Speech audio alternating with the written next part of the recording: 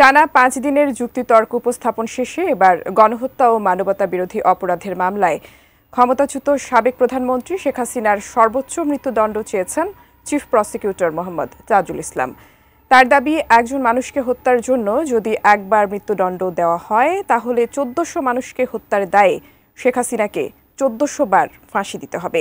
তবে এটা কি আদৌ সম্ভব? আইন কি বলে, জানাচ্ছেন এসআই রাজ। প্রত্যেকটি হত্যার দায়ে একবার করে মৃত্যুদণ্ড হয়, তাহলে ১৪০০ মানুষকে হত্যার দায়ে অন্তত ১৪০০ বার মৃত্যুদণ্ড হওয়া উচিত।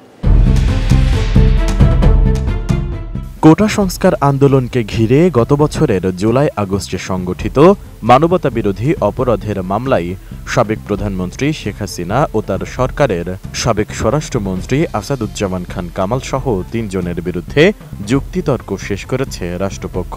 টানা ৫ দিনের যুক্তিতর্ক উপস্থাপন শেষে শেখ হাসিনা ও আসাদুজ্জামান খান কামালের চরম দণ্ড চেয়েছেন চিফ প্রসিকিউটর মোহাম্মদ তাজুল ইসলাম।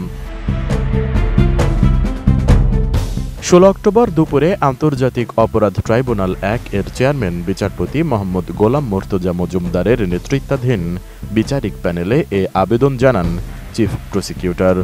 একই সঙ্গে রাজসাক্ষী হিসেবে সাক্ষ্য দেওয়া সাবেক আইজিপি চৌধুরী আবদুল্লাহ আল মামুনের শাস্তির বিষয় আদালতের ওপর ছেড়ে দিয়েছেন তিনি।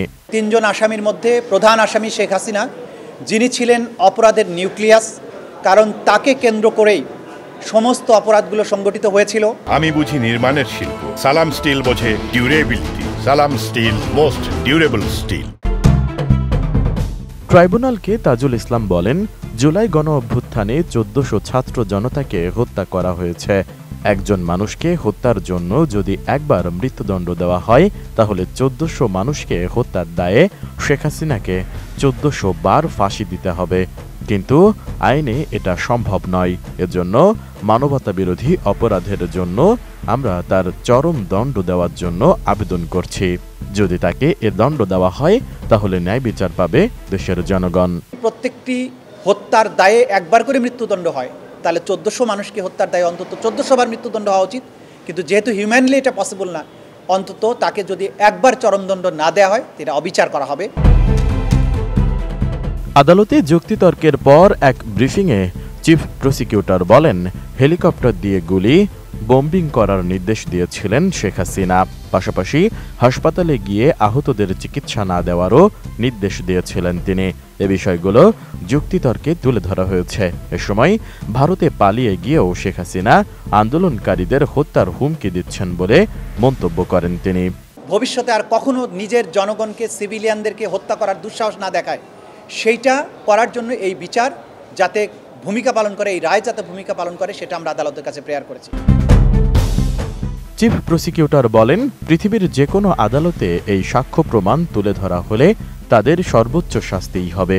সাবেক আইজিপি চৌধুরী আবদুল্লাহ আল মামুন যেহেতু রাজসাক্ষী হয়েছেন, সেহেতু তার বিষয়ে ট্রাইব্যুনাল সিদ্ধান্ত নেবে।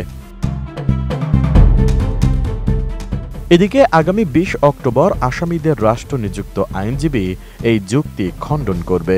এরপর যুক্তি উপস্থাপন শেষ হলে পুনরায় যুক্তি খণ্ডন করবে প্রসিকিউশন। তারপর মামলাটি রায়ের দিকে যাবে। এসআই রাজ, এটিএন নিউজ, ঢাকা।